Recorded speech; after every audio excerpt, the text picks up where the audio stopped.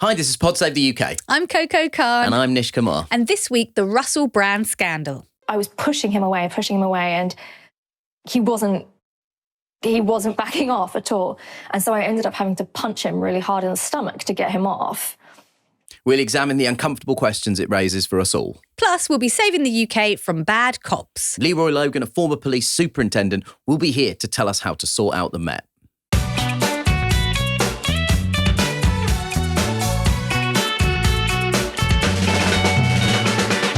Hi, Nish. We're together again. It's nice to have you back. Yeah. How are you? Yeah, good. I'm back, and we're recording this the other way round. We've changed seating positions. Yes, you snooze, you lose, bro. That's basically what this is. I didn't know I was sat in the desirable seat. Well, I don't know either. Just for our listeners in audio, we normally have our set seats in the studio, and while Nish has been away, I've decided to take his. I like to think it will make me more attractive. That is why I'm doing it. That's the honest truth. That's why you got into the political podcasting game, wasn't it, Coco? For more compliments about your appearance. Yeah, exactly. No, but it's true that everybody has a good side, right? So I'm just trying to. It may be that this is my good side sitting here. So and you're wouldn't trying you want me to show my best side to everyone, Nish? Whereas I know, whatever angle, it's a 6 out of 10 at best for me. I'm happy with a 6 out of 10, whatever the angle is. You're dealing with a certain quality of ingredient. Aww. And you just make the best of it. I mean, I'm sure I'll hear from people on YouTube about whether this is my good side or bad side. As far as I can tell, it's all fine. Well, please do let us know in the most polite way possible. That would be great. Well, I don't know that there's a polite way to say either way is bad. I don't think there's a polite way to say that at all. Do you have any friends who are like the masterful letdowners? So I've got a friend who works in hospitality, and I think part of working in hospitality is you learn how to do a sort of a big smile but tells the person no, right? So they ask for something, big smile like, I don't think that'll be possible. Yeah. You know, there's just a way that they do it. And that's what I'm expecting in the comments. It'll be like, I've always liked how Coco looks most weeks. Big smile. My friends are all stand-up comedians, so they would prioritise making a joke over preserving anyone else's feelings. I'm a bit worried that I'm sort of, as a woman, trading in troublesome ideas, i.e. that a woman's value is it's about what she looks like and not what she says, which is obviously not why we get into political podcasting. No. But having said that... Well, I think what we'd like to maintain is a sense of equality, that both of our values come from what we look like. Just to be clear on Pod Save the UK, we believe in true gender equality. We believe there should be superficial judgments handed down regardless of your gender identity. Yeah, exactly. The two genders are fit and not fit. Look, it's been just 15 days after MPs returned from their summer holidays, and Parliament is somehow in recess again. But this time it's not for a holiday, it's for the party conference season, which is the opposite of a holiday. The major political parties in Britain have a conference, they have them one after each other, and it's like Woodstock for dickheads over and over again. There's still plenty that's been going on, though, since our last show. Yeah, so last night, Rishi Sunak took the very unusual step of releasing a video statement that seemed to confirm these leaked reports that have been going around that he's going to weaken some of the government's green pledges. The measures expected to be set out in a hastily arranged, might we add, press conference today include delaying a ban on the sales of new petrol and diesel cars. That's due to come out in sort of 2030, and watering down the plan to phase out gas boilers. The PM said the government was committed to reaching net zero carbon emissions by 2050, but in a more proportionate way. This is what car maker Ford has said this morning about pushing back the car deadline. Our business needs three things from the UK government: ambition, commitment and consistency. A relaxation of 2030 would undermine all three. Meanwhile, energy company E.ON has said this is a misstep on many levels. Yeah, I mean, if the car companies and the energy companies are criticising your policy on climate change, you're a heartbeat away from Ronald McDonald and Colonel Sanders castigating you for animal cruelty. On the other side of the political fence, the Labour Party, their leader, Keir Starmer, has been on a romantic sojourn to Paris to woo Emmanuel Macron, and gave him an Arsenal shirt with Macron printed on the back. So Emmanuel Macron is a Marseille fan, but Keir Starmer is an Arsenal fan. So he's bought Macron a present that he would like for himself. Like, it's like the Simpsons episode when Homer buys the bowling ball for Marge. Like, he's bought him a birthday present that he would want himself. And he also, Macron gave Starmer some cufflinks with the Elysee logo on them, which reeks of, we haven't bought anything, someone go to the nearest gift shop. But Starmer was there because he's trying to woo European leaders, and he said that he plans to renegotiate Boris Johnson's Brexit deal, which has been leapt on by the right-wing press who are accusing him of betraying Brexit. So how he's going to woo them is acting like one of my old boyfriends that would buy every single person Beck's Odelay. Every birthday, every Christmas. He loved Beck, and he really wanted everyone to love Beck. Odelay. I'm just saying. Anyway, we've also learned that apparently... Also, Beck's best album is Midnight Vultures. I'm not going to get into this now, but Midnight Vultures is a better album than Odelay. We don't have time for this. But who does that? Who buys every person they know Beck's Odelay? Who does that? Anyway, we've also learned that apparently senior government officials spoke to Buckingham Palace at the height of the pandemic to express their concern about Boris Johnson's conduct in office. A BBC documentary revealed that civil servants even discussed suggesting to the Queen that she raised the concerns with Johnson during their private audience. And Wales is slowing down. The Welsh government has made it the first part of the UK to reduce the speed limit in built-up areas from 30 miles to 20 miles an hour. There's already been some disquiet. A petition against the move has more than 200,000 signatures. But of course, the biggest story of the week is the scandal around Russell Brand. We'll be getting into that in a moment. Before we do that, just to point you towards our sister podcast, Pod Save the World. This week, hosts Tommy Vitor and Ben Rhodes talk to former Conservative politician and diplomat Rory Stewart about his new book, Politics on the Edge, which The Guardian calls a blistering insider portrait of a nation in decline. For more breakdown of the world's biggest headlines, search Pod Save the World wherever you get your podcasts. And for a great audio experience, why not listen to Beck's Odelay?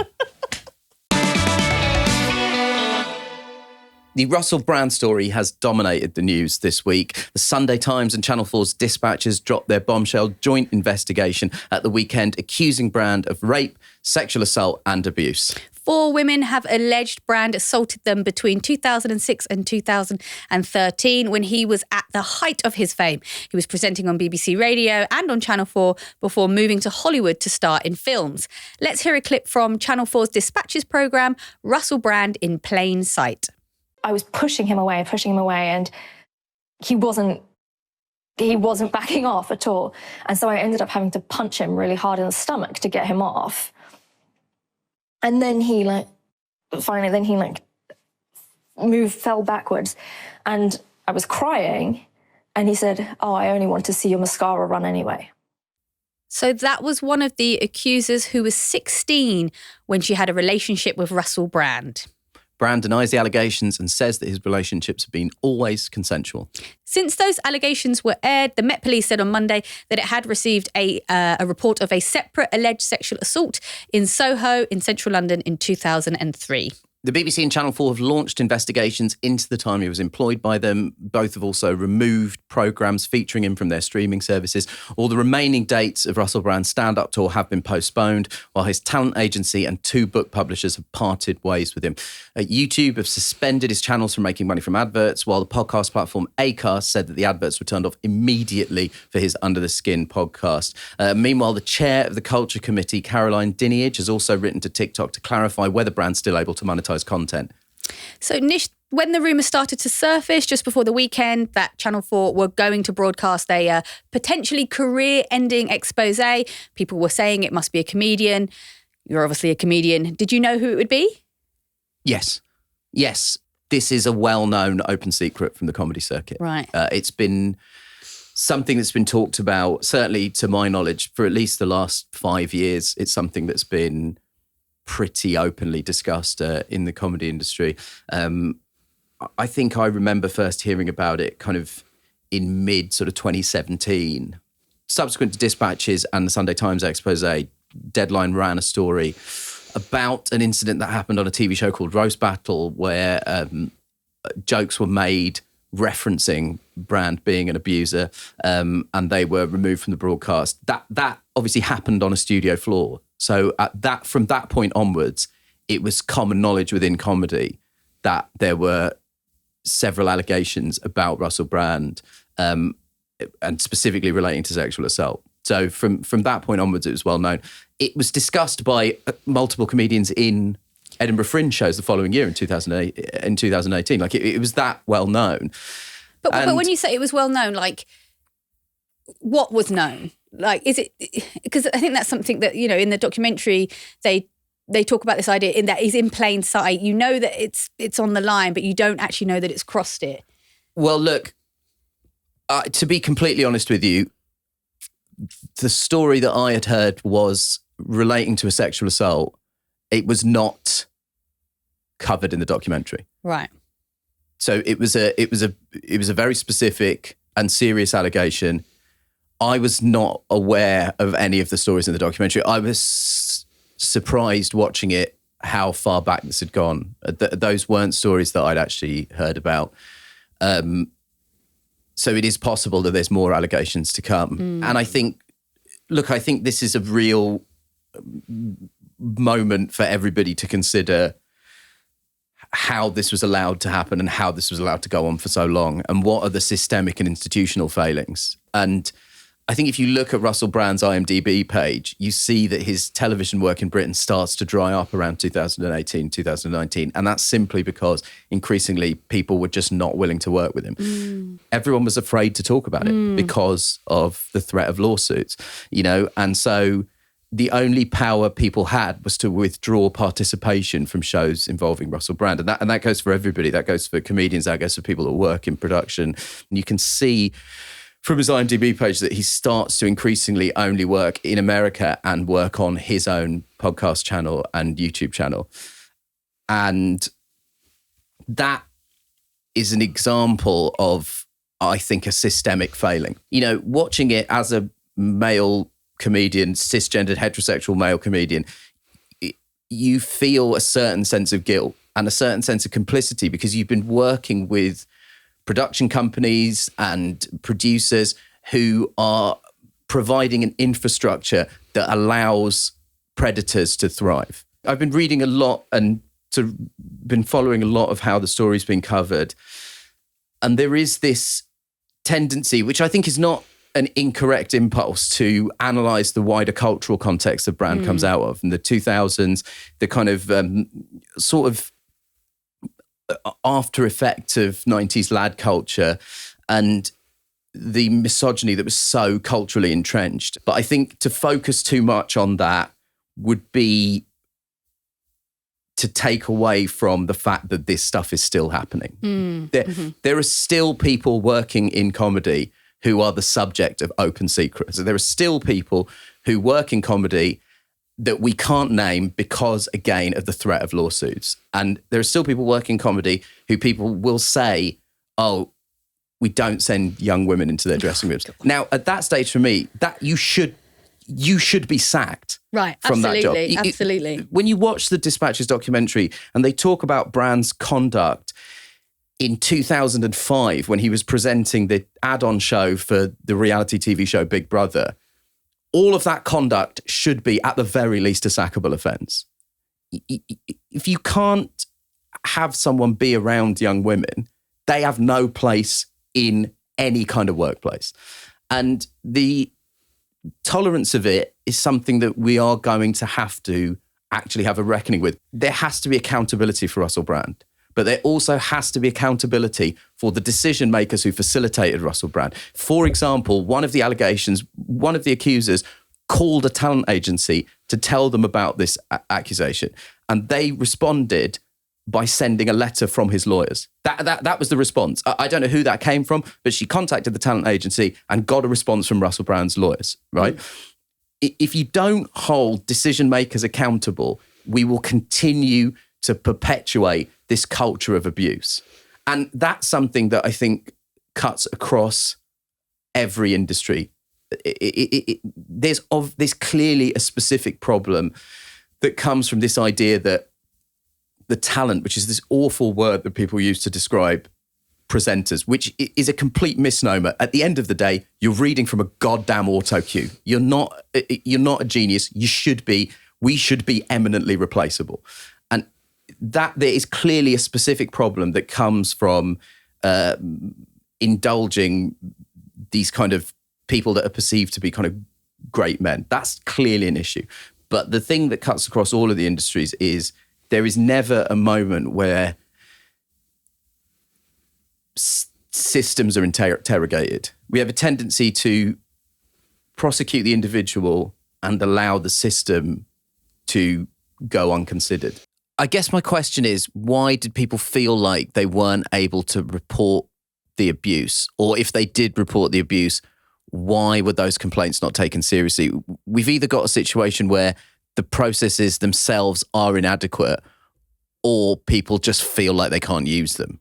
Why are we relying on people being brave? That's the question. Because the only people, and I really mean this, the only people that come out of this with any credibility are the victims who have been brave enough to step forward and the journalists who have worked extremely hard to produce rigorous pieces of journalism so that they could get around the threats of a very powerful man's lawyers.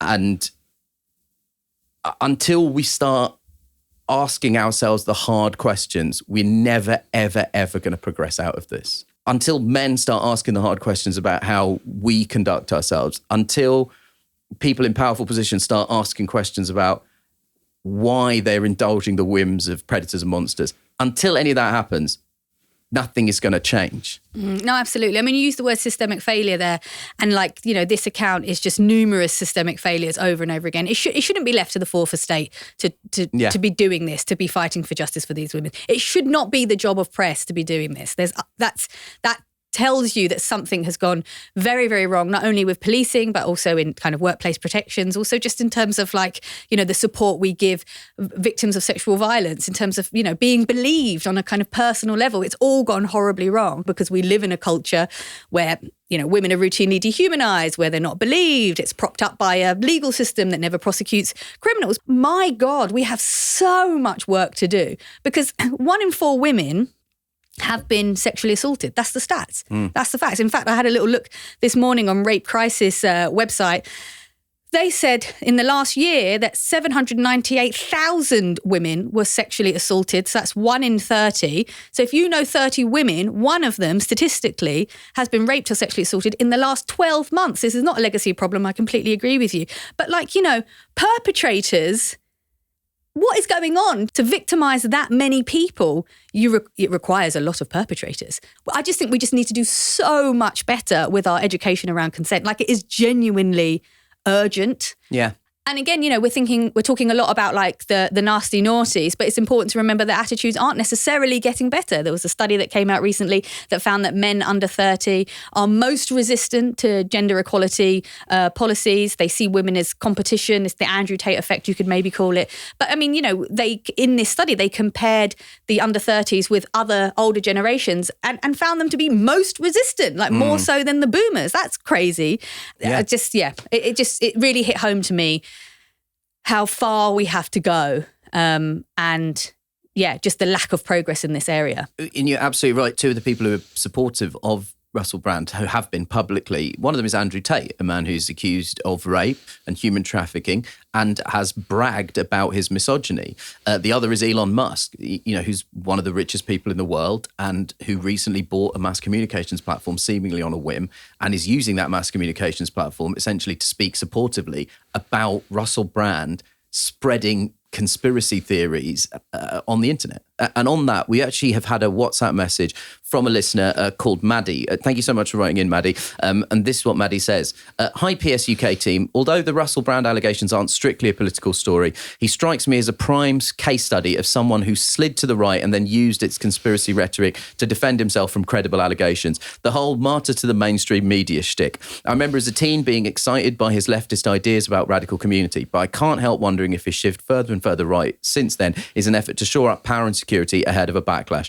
I'd love to know what you both think as people with insight into British media, and especially Coco as a journalist, and what this can tell us, if anything, about where and how we source our political beliefs. Love, and thanks for being the highlight of my Thursday, Maddie. Oh, thank you so much for writing into us, Maddie. I mean, when I've been thinking lots about conspiracy theories recently, not just in terms of Russell Brand, but just in general. And I always think back to one of my first kind of interactions of the science of conspiracy theory, which was John Ronson. John Ronson famously did a kind of deep dive into people that believe conspiracy theories. And one of the things he honed in on was that a lot of people who buy into this, it's because they've previously been tricked, or there's some sort of abuse of trust that has happened in their past. There is a reality that the average citizen has a right to say that perhaps their trust has been abused by the political system, by the media. Hillsborough springs to mind.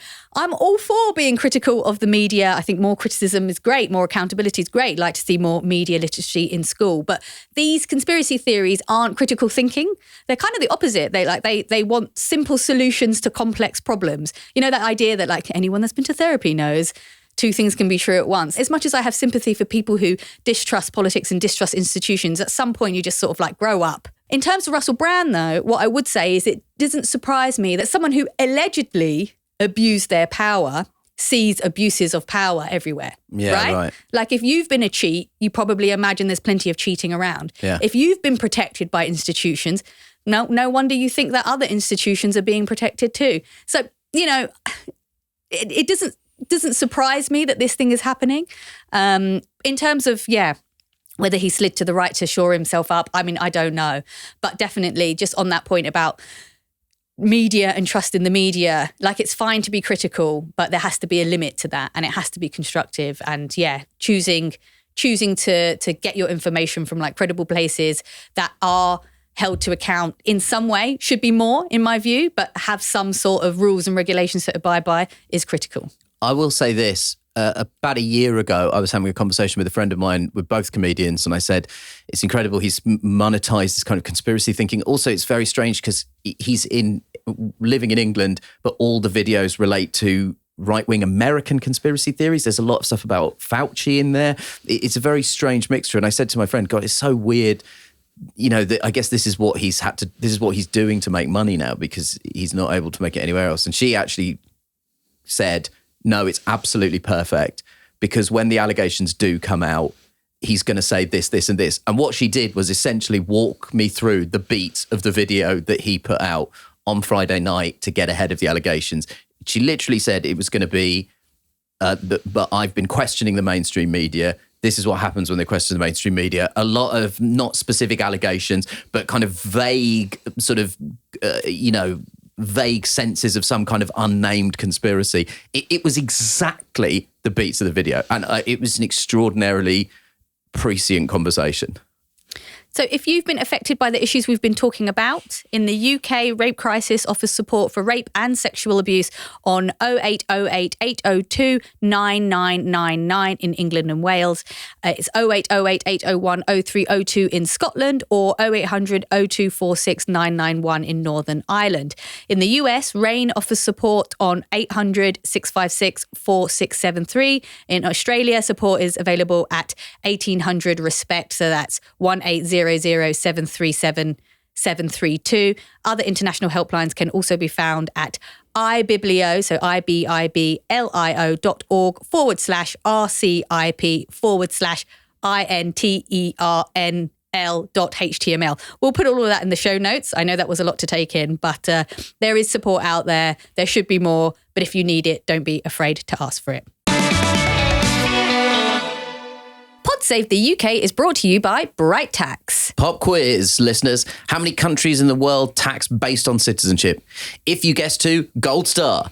And the unfortunate news is one of those countries is the United States. Yep, it doesn't matter if you've only been abroad for a couple of years or if you've been in the UK long enough to grouse about the rain and the state of politics these days with the best of them, i.e. me and Nish. But Uncle Sam still wants a word, and perhaps a little bit of your income too. Enter Bright Tax. Think of them as your expat tax lifeline, infusing every interaction with kindness, ease, and unrivaled expertise. Their US certified CPAs aren't just familiar with expat taxes, they're masters at it, and many are expats themselves. Plus, they've got your UK taxes covered too, thanks to their fantastic UK tax specialist partner.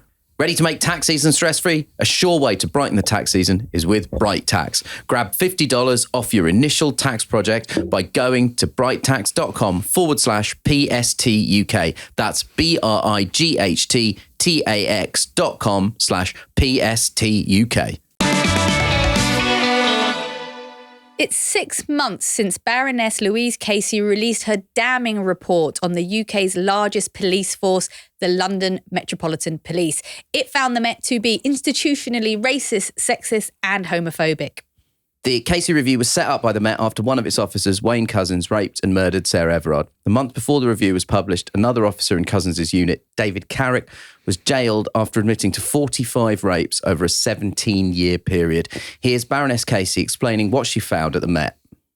Institutional racism, institutional sexism, institutional misogyny and homophobia are definitely present across the organisation. We have weighty evidence that supports those findings.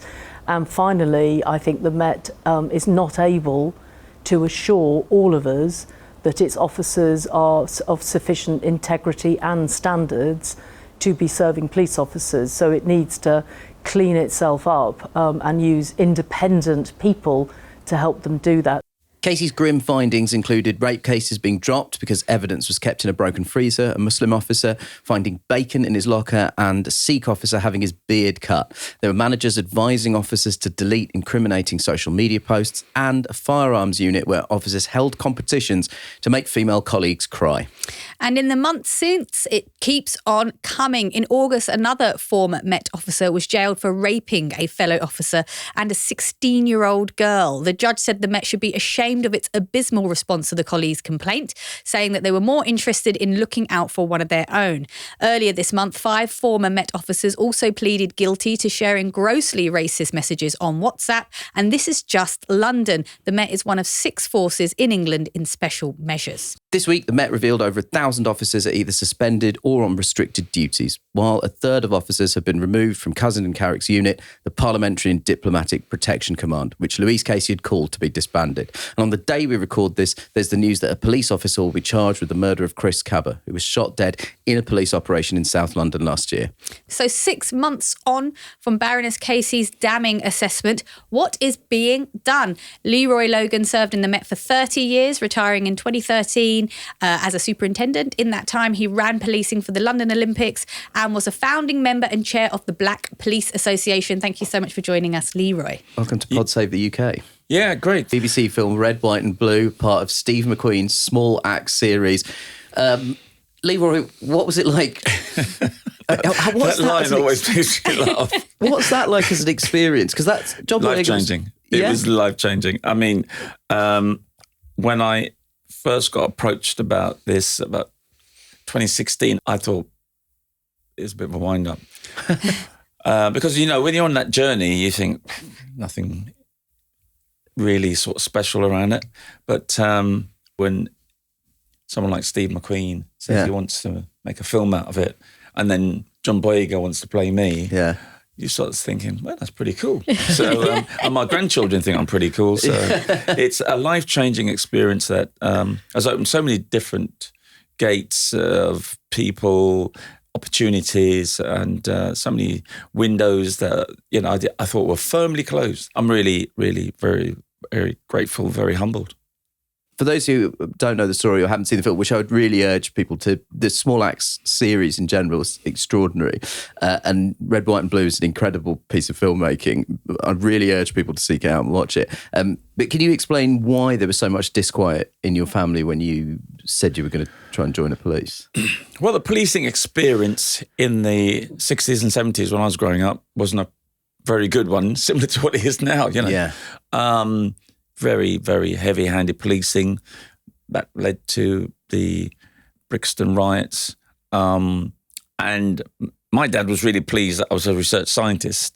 So there was that sense of, well, why would you turn your back on science to become a police officer who that they hound us and persecute us and criminalise us? And also the fact that in 82, when I was going through the application process, my dad was badly beaten up by police over a traffic matter. And he was in his late 50s and there was no reason for it. And how he found out, which is in the film, so it'd be good if people check it out, he wasn't best pleased. And he saw it as a double whammy in terms of turning my back on science and becoming, joining the ranks of the officers who beat him up, which I can understand.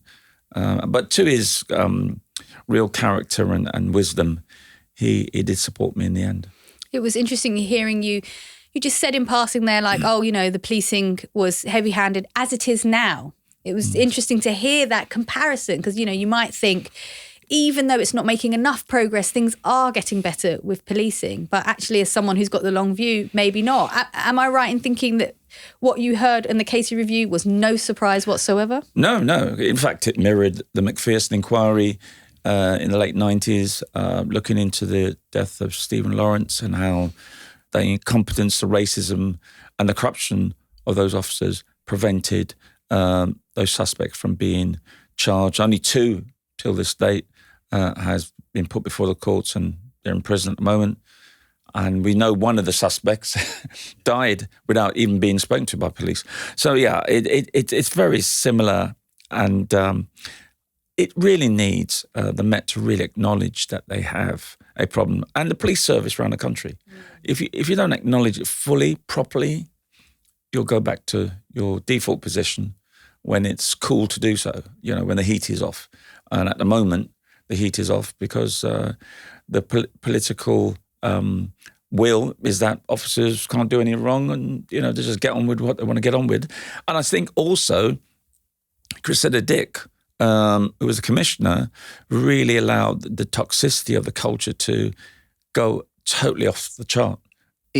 In terms of the political will, I thought it was really interesting that you brought that up because the Home Secretary, Suella Braverman, has been critical of the police very recently, but around issues of the police being celebrating diversity, and using the word woke. I mean, I read stuff like that and think the Home Secretary is not a serious person. Like that's how I feel. I have no idea how you respond to those kind of remarks. It makes me sad. It makes me feel like the Home Secretary is a dangerous person because she's into dog whistle politics that she doesn't realise encourages rogue officers to be totally disrespectful and treat people without any dignity, think they can get away with it, run roughshod, not only on the public, but some of their colleagues as well. She doesn't realise that when you say, don't be building relationships with the community, whether it's taking a knee or, even being cheerful at carnival, that's nothing to do with wokeism. It's around building relationships. You cannot police without the public. So Robert Peel said the police are the public, public are the police. That's what it needs. So if you're cutting your channels, your bridges with the public, you're literally like policing with one arm tied behind your back. So I find that she set back policing in so many ways. I didn't think Priti Patel was going to be trumped by her. But yeah, Suella Braverman is, I think, one of the least effective and totally out of her depth. And I don't think she understands the impact of her words. But it's not just on policing, it's on immigration, stopping the boats, everything. It beggars belief what she comes up with. You articulated there, the police are the public are the police. I think that's important that said to sort of hit home that, the fact that public confidence in the police is at historically low levels is a problem for maintaining law and order.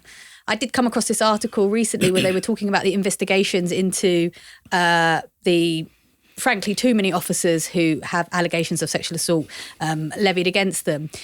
And they were talking about the paradox, which is the more you investigate these officers, because you want to increase public confidence that we're sort of, we're getting to the rot, the more those stories come to light And therefore, the more the public loses confidence because they hear more stories. How do you square that circle? Well, you have to dig as deep as the rot is. And unfortunately, you're not going to attract the best candidates. Unfortunately, some candidates get drawn into this. Oh, I could be joining the type of people I like, into control and power, and that sort of white nationalist type of agenda. Because white supremacy is a real issue in the police. They don't celebrate diversity. That's why there's so many black officers leaving in the first 2 years. You're 4 times more likely to leave the police service if you're black than your white officers, especially in the first 2 years. So it is a problem that we're not getting to grips with. Supervisors, sergeants and inspectors, especially, get a grip of your constables. Now, it's not a popularity vote when you have to hold your officers to account, maintaining that critical distance. And as a result of that, we're seeing that a lot of supervisors they're complicit by their silence. They're not stepping in where they see inappropriate behaviour, whether it's racism, sexism. The supervisors somehow are protecting them. And, one of the things that the case review showed was the Department for Professional Standards, or an internal complaints people, they were part of the problem as well. They were appear to be protecting people in a way that the process of misconduct hearings was drawn out. The Federation, which is the police union in a way, of the rank and file officers, they were seen to be dragging things out. So you've got these organisations that should be better at what they're doing, because you need those internal checks and balances. The supervisors, the Federation, the internal complaints, all these things are necessary. And obviously the ethical leadership from the senior leaders and right across the organisation to hold people to account. You cannot allow things to just, no, it doesn't matter. Because, one of the things I remember joining the Met in 83 was something, if you couldn't take a joke, you shouldn't have joined. So in the term of humour, you can be racist, sexist, homophobic, you name it, because it's just a joke. So if you're reacting, you're just getting a bit too thin-skinned. You've got a chip on your shoulder. Well, I always tell them I have 2 chips on my shoulder, so I'm even keel. You're balanced out. I'm balanced, man. That's nice. So how are you feeling in terms of Sir Mark Rowley's ability to stamp this out? I mean, I remember reading a quote from him. He seemed really obsessed with this word institutional. He would not accept this word institutional. Is that important that he accepts it or not? What do you think? Where's your confidence? I think he's the next it is commissioner, important to the public that acknowledge it, especially the black community around racism, especially women and girls when it comes to sexism and misogyny. He has to acknowledge it as a systemic failure, because the definition really is, if you've got disproportionalities in your police powers or internal cultural hostility, and you're not doing anything about it, well, the system's allowing it to happen. So you've got to acknowledge you've got a problem. If not, you're going to go and do the same things maybe 2, maybe 10 years later. But, when they feel that the pressure's off, they default back, because that's how they're wired, because it attracts a certain type of mindset. And I remember when I was a police inspector, I went to Hendon. So this is like the sort of late 90s. And I remember seeing the officers, or recruits rather, coming in, and within about 2 or 3 weeks, they talk like old sweats, like they got 2 or 3 years in, that the vernacular, the swagger and everything. I in my book, I call it an internal radicalization. It's just like they got totally brainwashed. And so if you're not clear on your beliefs and values and your principles, you can get easily assimilated into that stuff, because, you want to be part of the team. You don't want to be seen as being, different. Well, I didn't mind feeling different, because I made it clear I'm a black man who happens to be a cop, not a cop who happens to be black. So I will integrate in, I'll work with my team, I will be a good supervisor, I'll be a public servant, which I know I am, throughout my career. And if I need to step in and deal with officers to develop them or even sanction them, so be it. I'm not going to be buying into the culture, blindly, falling into these loyalties, and some of them are extremely toxic, as we've seen with Pad P and other specialist units. But that's why it's so important that we use the word institutional and systemic, because there is a tendency, there's a willingness to try and portray someone like Wayne Couzens as being an outlier in an otherwise functional system. But what the picture you're painting is that the rot in terms of misogyny, sexism, racism and homophobia, it's baked into the institution. So they're turning out people who have those beliefs. Yeah. And so going back to your question about Mark Rowley, can he do the job? Well, he was around when Cressida Dick was allowing that to happen, and he's come up through the ranks. He's been steeped in that culture. Now, he might have had, as we say in the Christian Reference books, a Damascus Road conversion. I don't know. It might be. But he's still not showing his real openness to change by acknowledging the systemic failures, institutional racism, sexism, etc. So the jury's still out for me around what he's actually going to do. So far, he seems to be lancing the boil to some extent with bringing, over 100 officers either on misconduct or suspended. So just to clarify on that, so in the past year, 100 Met officers have been sacked for gross misconduct, which is up 66% of the normal rate. But there are 1,000 officers who are currently suspended or on restricted duties. So the numbers are, it's eye-watering all the same. Yeah, it's a horrific state of affairs. Yeah. They say you're a bad apple in the barrel. Yeah. I think the barrel is rotten. and that's the thing at the moment. They don't know how bad it is.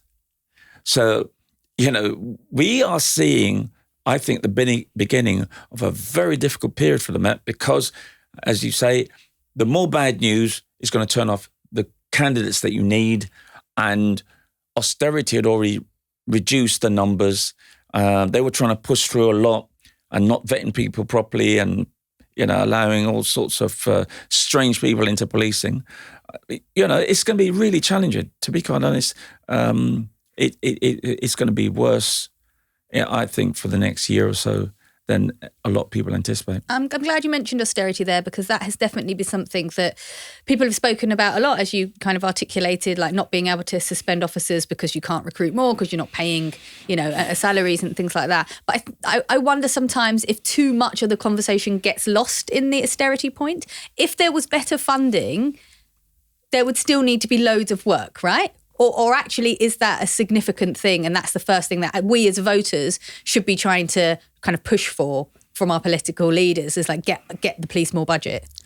Well, funding, I think it's partly funding in terms of getting the right quality officers and getting as reflective an organisation as possible. Because the more you reflect the community you're serving, wherever it is in the UK, the more effective you are in serving the needs of the public. And, there's an inextricable link between how you serve the needs of your diverse personnel, so you're better equipped to serve the needs of your diverse public. So you need the right quality officers, as reflective of the public as possible, and they need to have good pay and conditions. I mean, one of the things around austerity, not only reducing the numbers of the officers, but their pay and conditions was eroded. And so you've now got officers working for longer. So I signed up for 30 years. I did 30 years. Yeah. Some officers signed up for 30 years. They're now doing 35, possibly 37 years. So they're working for longer, for less money in the long term, because even when they get pension, that gets taxed. Yeah. So, morale in the police is rock bottom. And then remember, when they lost so many officers, which to some extent they've got back, but you've not got the experienced officers. So there's been this massive brain drain of experienced officers. Policing is going through this firefighting phase. They're just reacting from one event to another. They're not being proactive. And this really weird thing is that the Met is still the envy of the world, or police service in the UK, because other countries around the world can't believe police officers don't have to patrol with sidearms, and they are very effective when they're doing it right.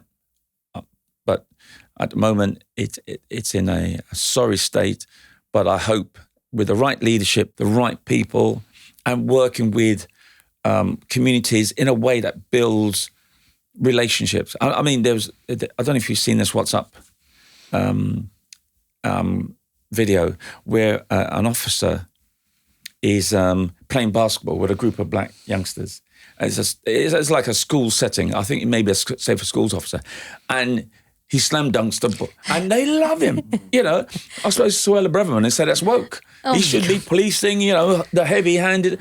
But they'd be more likely to talk to him about what's going on, where the guns are, where the drugs are, or where the next beef is, than, if you have a group of officers tasering them, And that's one of the reasons why I set up a charity called Void Youth. It's based in Hackney, set it up over 20 years ago.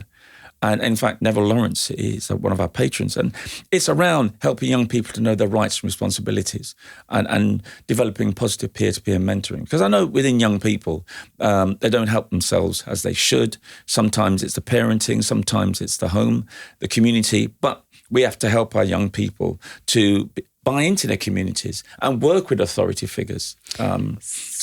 It's things that we really need to understand that we got a tough time, and the public have to step up. So if you want to come and work with Voyage, please, go on our website, check it out. So Leroy, I do want to talk to you about sexual violence and rape, because we've just been talking about Russell Brand. Yeah. And of course, one of the criticism levied at these poor victims who are so brave for coming forward is, why didn't you go to the police? We spent a bit of time looking into just the huge problem of reporting sexual violence to the police, how it can feel like you're the one being interrogated, how they go through your phone, how it takes so long, how rape kits get apparently left in fridges with people's lunch, how people can be insulting. Like, I get why women don't go to the police.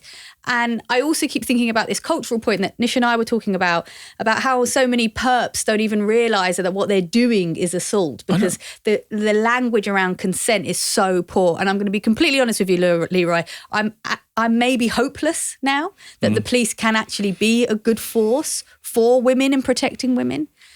Do you think that I'm too hopeless and that there are models around the world where this is working? No, or honestly, there's models around the country. I know Thames Valley has been doing a lot of great work. Okay. It's down to leadership. If you get that ethical leadership, you get that real sort of transformational type of approach where you're working with people, get the best out of them. You see where the needs are, and also to ensure that you have those checks and balances so that things are not diverting off track. You can't live in your office. I mean, one of the things I used to love doing is creeping up on my officers. So I'll jump on my bike and I'll cycle around Hackney, and I'll catch them. Oh, okay.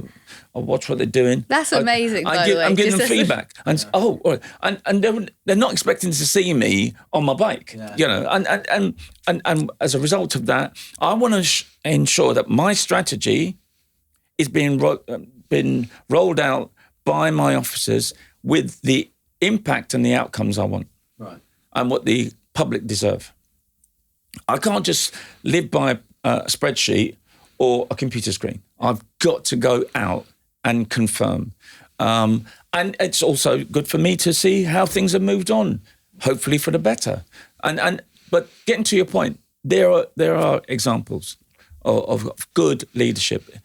I know there's several forces in special measures, and I suppose HMIC, Her Majesty's Inspectorate of Constabularies, are actually getting their act together, finally, holding these larger forces, the Met, Greater Manchester Police, etc., and starting to say, okay, we're not just going to be passively coming to look at you and giving you advance warning so that they can tick all the boxes and then move on. No, bring in those checks, unannounced checks, really get into supporting those units that need that support, not to protect them, but to hold them to account. So I know it's, they say the night is darkest just before the dawn.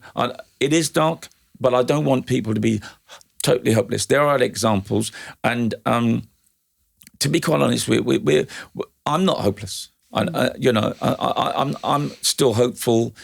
that it can be turned around.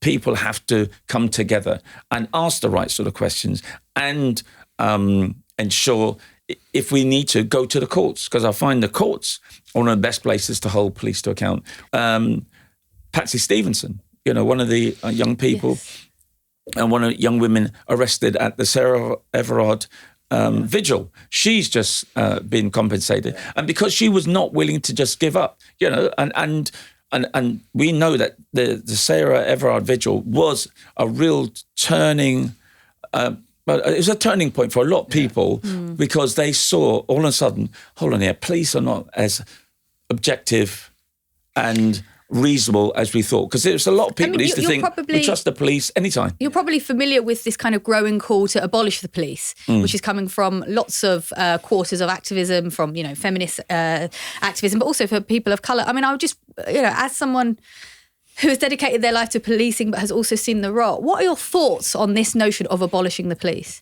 And as I understand it, just for our listeners, as I understand it, abolishing the police doesn't mean dismantle entirely the police force, but rather take certain services that it is frankly failing at, stuff like sexual violence, issues of community and religious community problems, and putting them away from policing. What's your thoughts on that? No, I agree that police needs to be restructured in a big way. I don't think they're equipped to deal with people with mental health. Mm-hmm.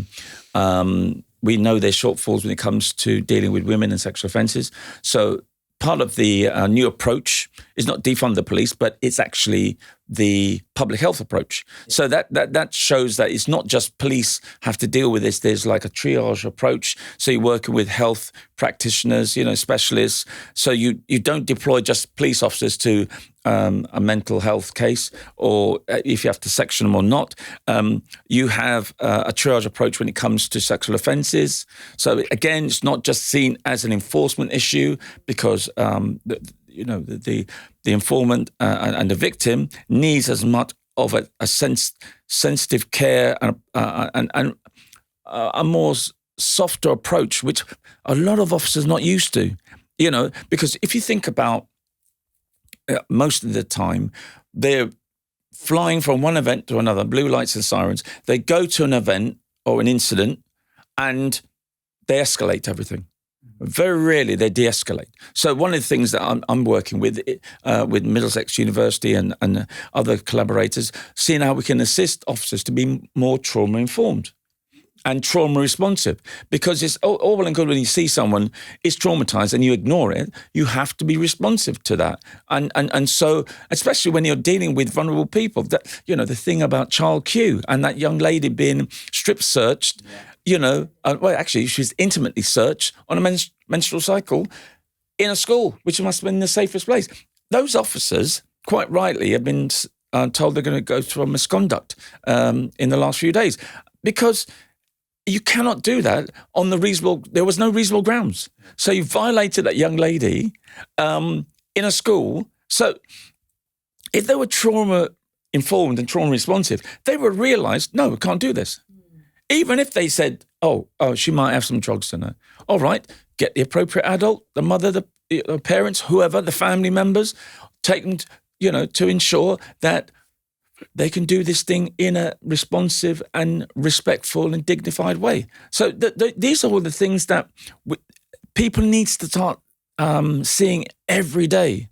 It's not just, when the heat's on. Trust is earned. And there's certain people where trust has been rock bottom, like the black community, and now we've got women and girls. You have to earn their trust as well as the black community. So they've got a bigger case and they've got a lot to do, and they'd better crack on and do it effectively and in a sustainable way. We've got to let you go. We so appreciate you taking the time to talk to us. I just wanted to ask you one final question. That, we started this interview talking about you being a young man in your 20s who left a kind of promising science career behind to join the police, and the disquiet that caused within your own family. I just wanted to ask you, what would you say to yourself, your equivalent today, a young black man in his 20s, considering joining the police, maybe leaving a different, more promising career behind? What would you say to that person today? I would say do a lot more research. You know the organisation you're going into, how it works, get a mentor, and understand that it's not going to be perfect. It's going to be challenging. And that's why I'm really pleased that they're bringing in the policing degree before they even apply, so that it shows your commitment to policing in a sense that it's not just around control and power. You understand your role, what skills you have to bring in before you even apply sometimes, or you can do the degree during your first few years in the organisation.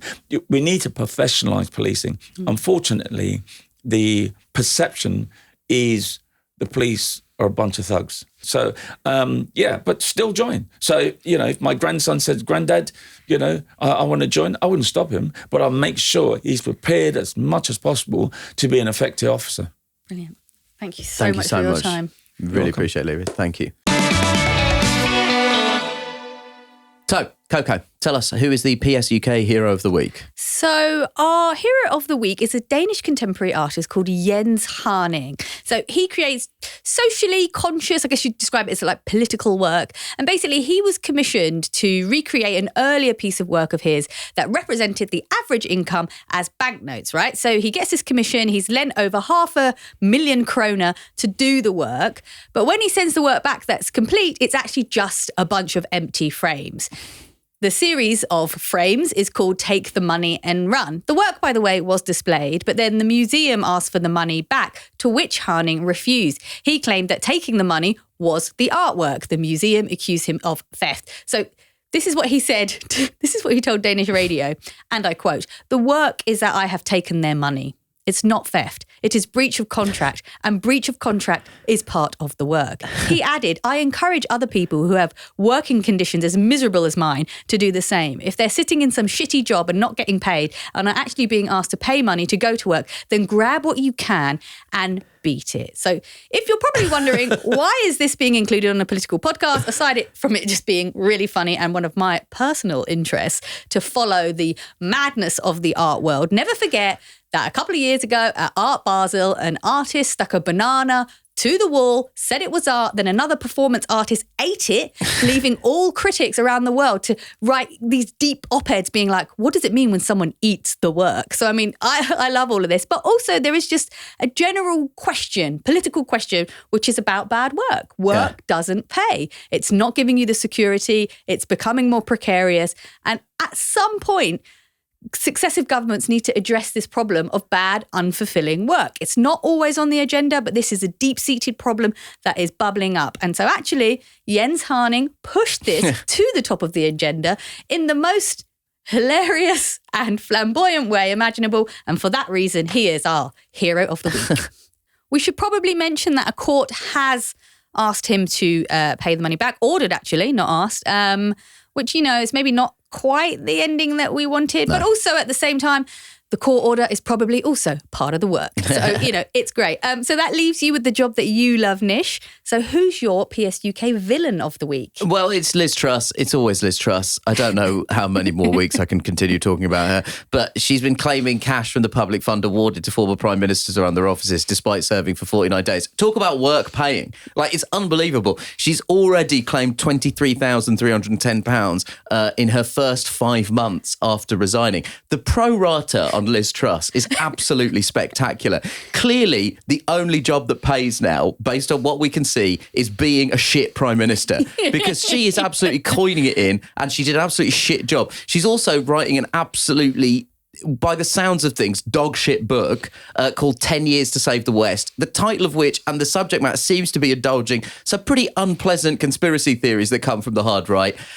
But the problem with this is, what is the continued impact and influence on the Tory party? One of the things that she called for in a recent public address was a rowing back of net zero policies. And Rishi Sunak appears to be dancing to that tune. So we've got someone who is objectively fucking shit at her job, continuing to have an influence on the person who's taken over from her. I don't know, at what point are we able to exile her to Elba like Napoleon? Is there a way we can put Liz Truss on an island with no phones or internet? The continued sort of shit stain on British public life that is Liz Truss needs desperately to be cleaned up. She's a skid mark on the underpants of British politics. Well, we do love to get your emails and comments into the show, but we also really love hearing your voices. And we've had this lovely voice note in from Clara. Hi. I've been disenfranchised with politics for most of my life. I'm 19 now. I'm an art student. I grew up with an immigrant mother, so not being involved in politics has never really been an option for me. When I was probably 12 or 13, I got really panicked about climate change, and kind of growing up with that and seeing how the government treated people like me from similar backgrounds and less privileged backgrounds than mine, and how they were ignoring us, when we were screaming for help, really, about the future of the planet. I've just been really disenfranchised for years. I don't remember a non-Tory government. I don't remember the NHS working well.